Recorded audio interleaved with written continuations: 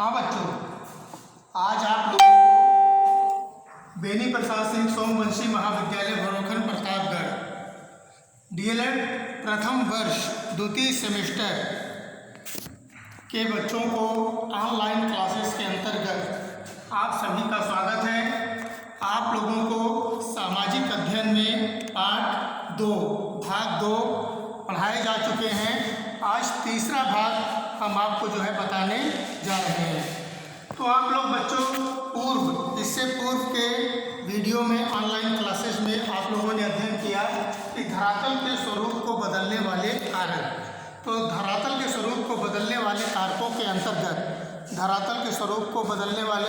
अंतर्गत पूर्व में आप लोगों को यह अध्ययन कराया गया या जानकारी दी गई कि पृथ्वी के आंतरिक भाग में होने वाली गतिविधियों, क्रियाओं या हलचलों के माध्यम से किस प्रकार से हमारे धरातल के स्वरूप या धरातल का आकार, धरातल की सतह प्रभावित होती है, इसके स्वरूप में परिवर्तन होता है। उसके बाद हमने आप लोगों को धरातल के स्वरूप को बदलने वाले बाह्य कारक, एक तो आंतरिक कारक, दूसरे बाह्य कारक। बाह्य कारकों के अंतर्गत मुख्य रूप से मैंने आप लोगों को बताया था कि मुख्य रूप से आपके 3 बाह्य कारक वह आपके धरातल के स्वरूप को बदलने में अपना महत्वपूर्ण योगदान देते हैं, जिसमें पहला है नदी, दूसरा पवन, तीसरा समुद्र। नदी, पवन, समुद्र, ये 3 मुख्य कारक हैं आपके। नंबर 1 है नदी, नंबर 2 पवन या हवा, नंबर 3 समुद्र के माध्यम से, जिसमें नदी के द्वारा होने वाली गतिविधियां या नदी के द्वारा धरातल के स्वरूप में होने वाले परिवर्तनों के बारे में भी मैंने आपको बताया था। आज इसी क्रम में नदी के द्वारा होने वाले धरातल के स्वरूप में परिवर्तन के विषय में आपको आगे बताएंगे। नदी के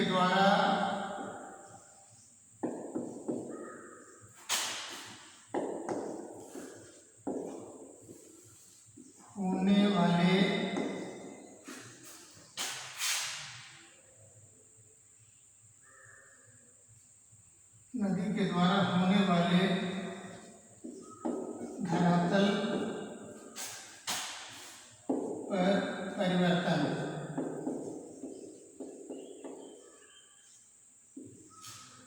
नदी के द्वारा होने वाले धरातल पर परिवर्तन। तो बच्चों, इससे पूर्व मैंने बताया था कि नदियों के क्या क्या कार्य होते हैं, नदियों के कौन कौन से काम होते हैं और किन कार्यों के माध्यम से वह धरातल के स्वरूप में या धरातल पर परिवर्तन करती है। जैसे आप लोगों को पूर्व में बताया गया कि नदी के द्वारा जो नदी के मुख्य कार्य होते हैं, पहला जिसमें हमने आपको बताया था कि नदी का पहला मुख्य कार्य है अपर्दन, और नदी का दूसरा मुख्य कार्य परिवहन, और तीसरा नदी का मुख्य कार्य निक्षेपण।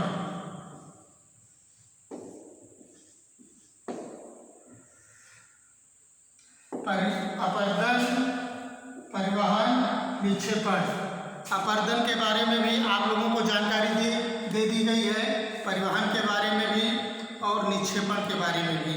अब इसके पश्चात नदी के द्वारा, बच्चों थोड़ा सा आप लोग अगर ध्यान देते रहेंगे तो आप लोगों को किसी भी प्रकार की कोई भी दिक्कत नहीं होगी। अपर्दन, जैसा कि मैंने आपको बताया था कि अपर्दन का कार्य नदी का जहाँ से उद्गम होता है, उद्गम होने से लेकर नदी का जहाँ पर अंत होता है, उद्गम स्थल से लेकर नदी का जहाँ पर अंत होता है, या साधारण शब्दों में आसान भाषा में हम कह सकते हैं कि नदी जहाँ से यह चलती है और जहाँ पर यह महासागरों में जाकर गिरती है। पर्वतीय क्षेत्रों से नदी का उद्गम होता है, नदी के जल में बहाव प्रारंभ होता है और मैदानी क्षेत्रों को होते हुए यह अंत में महासागरों में जाकर प्रवाहित हो जाता है। तो जिसके अंतर्गत ये 3 क्रियाएं मुख्य रूप से होती हैं, अपर्दन, परिवहन, निक्षेपण। अपर्दन, परिवहन, निक्षेपण। अपर्दन का कार्य नदी जहाँ से प्रारंभ होती है वहाँ से यह अपर्दन का कार्य करना प्रारंभ कर देती है। फिर साथ ही साथ अपने द्वारा अपर्दित, अपर्दन का तात्पर्य भी मैंने आप लोगों को आशा भी बताया था कि चट्टानों का कटाव या धरातल की सतह का कटाव अपर्दन कहा जाता है। दूसरा है परिवहन। परिवहन का मतलब हम आप सभी जानते हैं कि किसी भी वस्तु को एक स्थान से दूसरे स्थान ले जाना।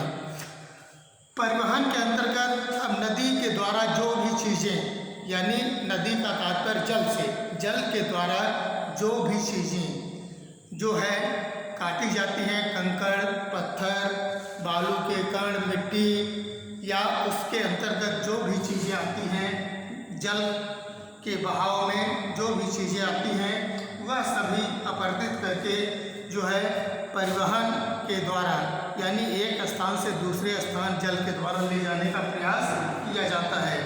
और धीरे धीरे जब नदी का वेग या नदी की गति क्षीण हो जाती है तो निक्षेपण का कार्य होना प्रारंभ हो जाता है। अब बच्चों, यहाँ तक आप लोगों ने पूर्व में भी जानकारी ली थी। इसके बाद निक्षेपण के अंतर्गत नदी के निक्षेपण से बनने वाली कुछ हमारे धरातल के स्वरूप पर स्थलाकृतियों का निर्माण होता है। तो आज हम आपको नदी से बनने वाली मुख्य स्थलाकृतियों के बारे में अवगत कराएंगे, जानकारी देंगे कि नदी से कौन कौन सी स्थलाकृतियों का निर्माण होता है।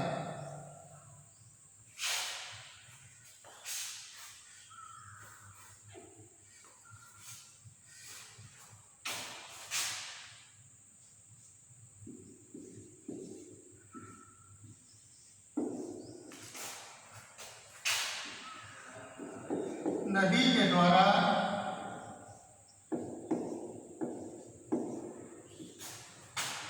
होने वाली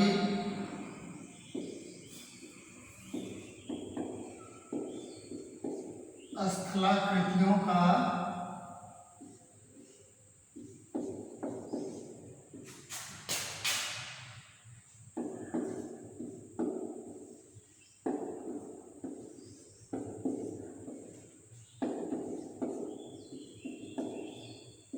निर्माण, नदी के द्वारा होने वाली स्थलाकृतियों का निर्माण। अब देखिए बच्चों, नदी के द्वारा होने वाली कौन कौन सी स्थलाकृतियों का निर्माण होता है, जिसके अंतर्गत 2 प्रकार, यहाँ भी थोड़ा ध्यान से आप लोगों को समझना है कि जिसके अंतर्गत एक होता है नदी अपर्दन से निर्मित स्थलाकृतियाँ और दूसरा होता है नदी के निक्षेपण से बनने वाली स्थलाकृतियाँ। तो यहाँ पर थोड़ा हम ध्यान से समझ लेते हैं।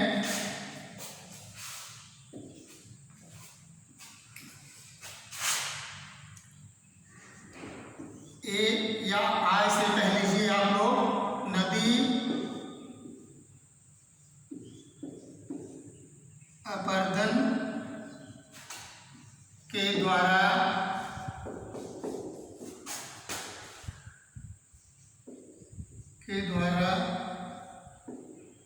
बनने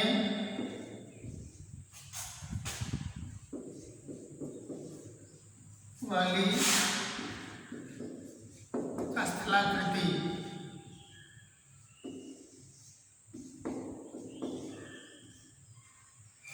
या स्थलाकृतियाँ। दूसरा है बी आप लोगों का नदी अपरदन के द्वारा बनने वाली स्थलाकृतियाँ नंबर 1। नंबर 2 है नदी निक्षेपण।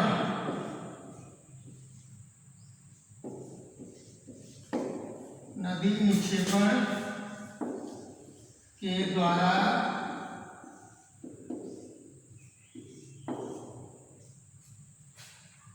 बनने वाली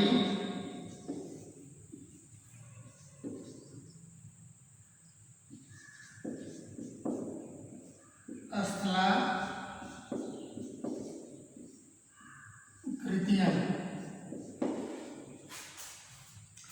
अब बच्चों थोड़ा ध्यान से समझिए। एक तो अपरदन के द्वारा, नदी जहाँ से अपरदन का काल या नदी का जहाँ पर उद्गम होता है वहाँ से जो है नदी के द्वारा धरातल के स्वरूप को परिवर्तित करके कुछ स्थलाकृतियों का निर्माण कर दिया जाता है। और दूसरा होता है नदी के निक्षेपण के द्वारा बनने वाली स्थलाकृतियाँ। निक्षेपण का तात्पर्य कि नदी अपने साथ जो भी चीज़ें बहा कर ले जाती हैं, जब नदी का वेग धीमा या मंद या कम हो जाता है तो वहाँ पर उसके द्वारा ये बहाए हुए पदार्थ जो भी साथ में परिवहन के माध्यम से जो भी नदी या जल अपने साथ जो भी पदार्थ लेकर जा रही है उसका जमाव प्रारंभ कर देती है, तो वहाँ पर भी कुछ स्थलाकृतियों का निर्माण प्रारंभ हो जाता है। तो यह जो है हमारे धरातल के स्वरूप को दोनों कारक निक्षेपण और अपरदन, ये दोनों कारक जो है हमारे धरातल की सतह या स्वरूप को प्रभावित करते हैं। तो अब इसके अंतर्गत अपरदन के द्वारा बनने वाली कौन कौन सी स्थलाकृतियाँ हैं, तो हम इसके बारे में आपको बता रहे हैं कि नदी के अपरदन के द्वारा कौन कौन सी स्थलाकृतियों का निर्माण होता है, जिसमें मुख्य रूप से 3 मानी जाती हैं: महाखड्ड, वी आकार की घाटी और जलप्रपात। जो है इसके मुख्य स्थलाकृतियों का जो निर्माण होता है, नंबर 1 महाखड्ड, नंबर 2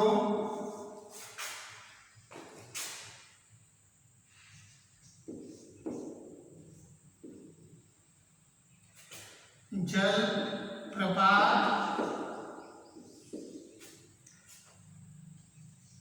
नंबर 3 वी आकार की घाटी। मैंने आप लोगों को बताया था इसके द्वारा मुख्य रूप से 3 प्रकार की आकृतियों का, ये अंग्रेजी के कैपिटल अक्षर वी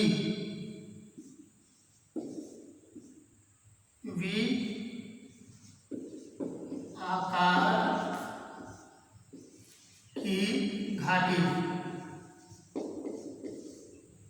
जो है, ये मुख्य 3 रूप से जो है अपरदन के द्वारा बनने वाली स्थलाकृतियों का निर्माण होता है, जो हमारे धरातल की सतह या स्वरूप को परिवर्तित कर देती है। महाखड्ड के बारे में थोड़ा सा आप लोग जान लीजिए। महाखड्ड किसे कहते हैं बच्चों? जब नदी अपने उद्गम स्थल से पर्वतीय भागों से बहुत ही तीव्रता के साथ जो है मैदानी भागों की तरफ ढलान पर, पर्वतीय भागों से बहुत ही तीव्रता के साथ जो है मैदानी भागों की तरफ जब ये नदी प्रवाहित होती है तो उसमें जल का वेग अत्यधिक होने के कारण जो है, और जहाँ पर हमारा पर्वत और घाटी या समतल मैदान, पर्वत से जहाँ पर ढलान समाप्त होने वाला होता है या जहाँ पर मैदान और पर्वत का मिलन होता है, वहाँ पर जो है इस पानी के तीव्र वेग के कारण जो है यहाँ की चट्टानें टूट जाती हैं, और टूटने के उपरांत यहाँ की जो चट्टानें टूटती हैं हैं पानी का वेग कितना तीव्र होता है, वह पानी के साथ बहकर जो है मैदानी भागों से होते हुए महासागरों तक पहुंच जाते हैं। तो यहाँ पर बड़े बड़े खड्डों का या गड्ढों का निर्माण हो जाता है, जिसे महाखड्ड कहा जाता है। दूसरा है जलप्रपात। जलप्रपात का भी निर्माण इसी क्रम में या इसी द्वारा होता है।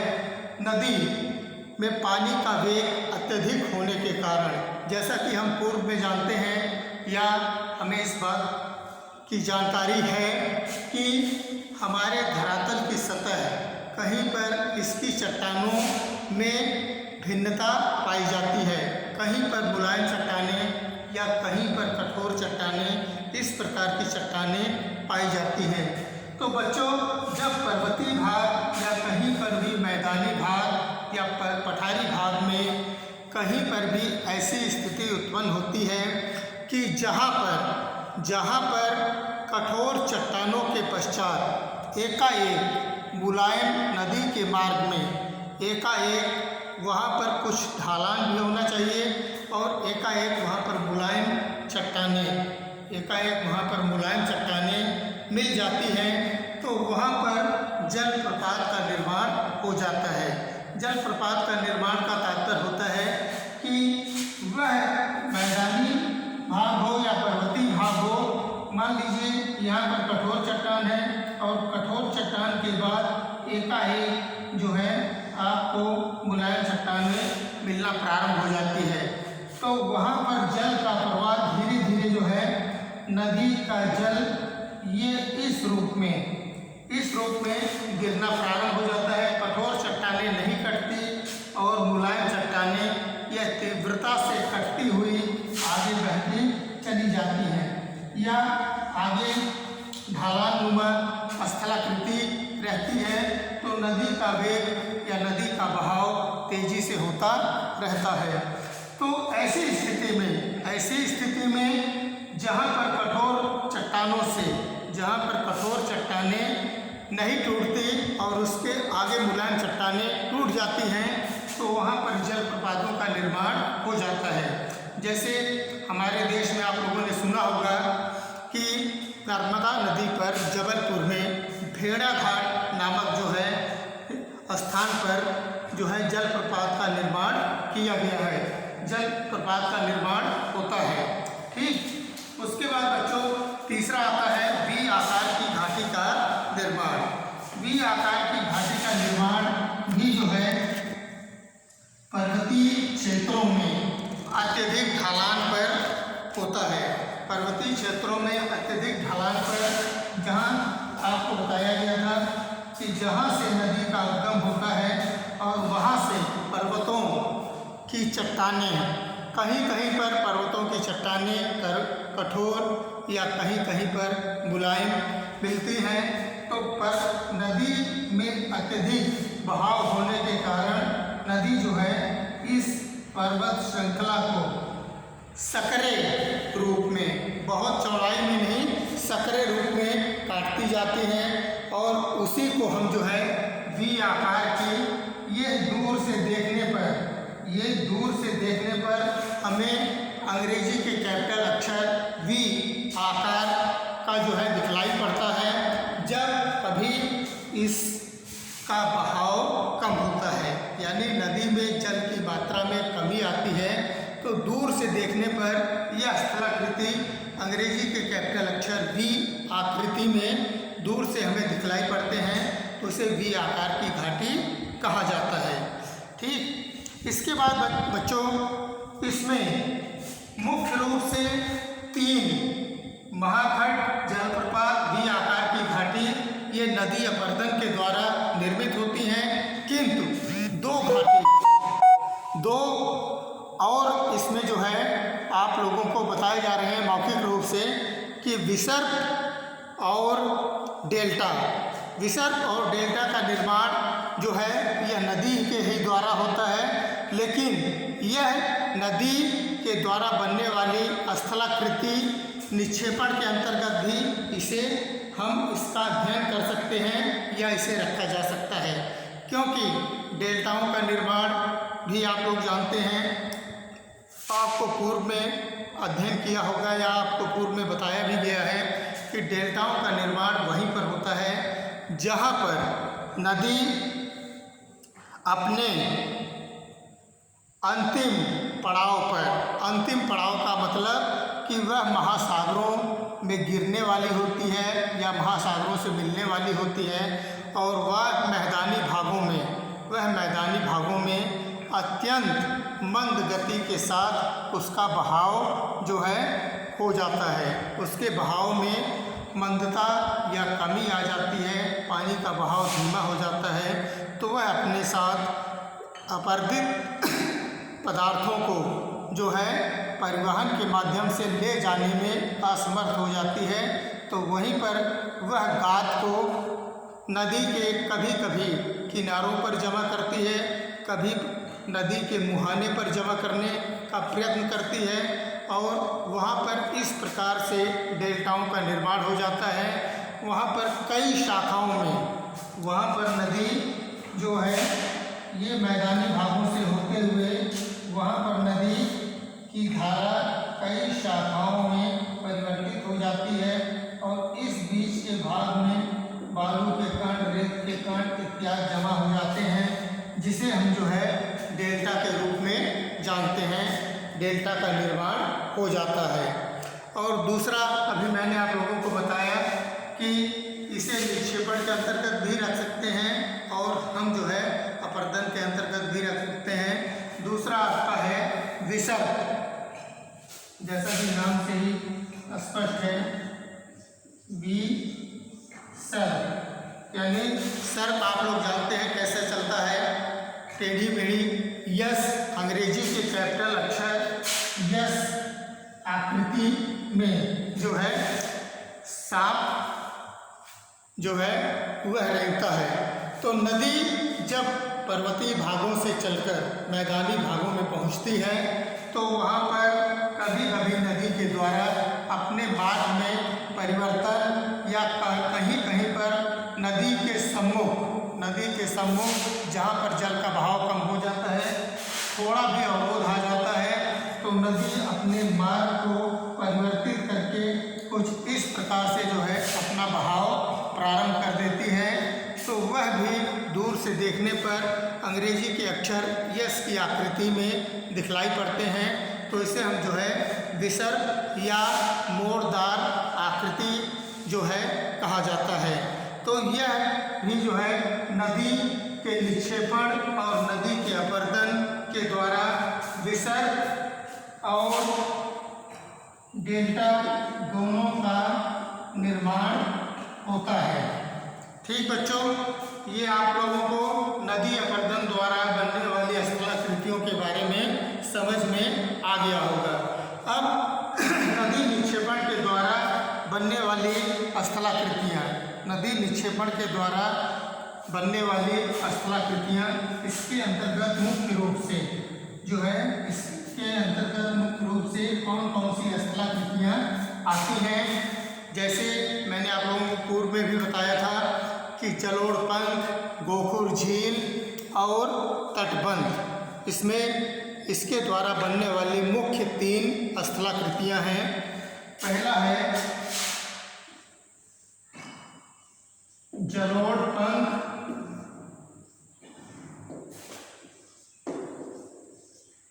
नंबर 2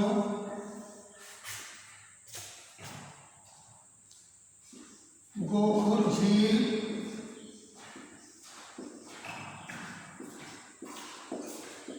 और नंबर 3 बच्चों आपका है तटबंध।